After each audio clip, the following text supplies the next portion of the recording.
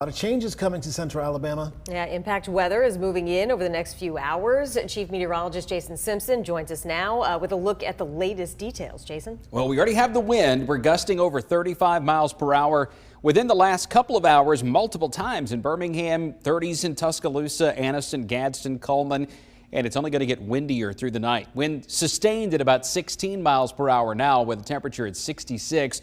Peak wind gusts in the last few minutes, 30 in Birmingham, 32 in Coleman, 33 in Alabaster, 17 Anniston, and 30 miles per hour in Tuscaloosa.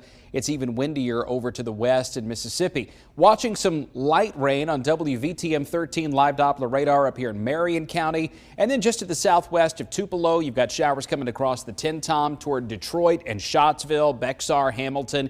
Then over toward Hackleburg too, but the heavier rain is in Mississippi, and there's one line of very heavy downpours running from near Bruce just to the west of Tupelo and southeast of New Albany up to Booneville, Mississippi, and that is tracking almost due east at this moment. A few severe thunderstorms over the western part of Mississippi, close to the Jackson Metro and then down into Louisiana.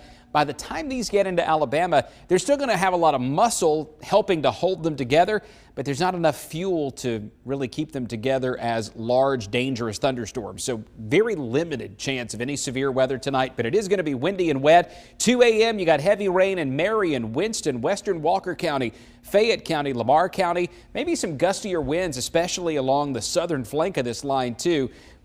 Wind gusting as high as 40 miles per hour in Birmingham by 2 a.m., 39 Tuscaloosa, 44 at Coleman.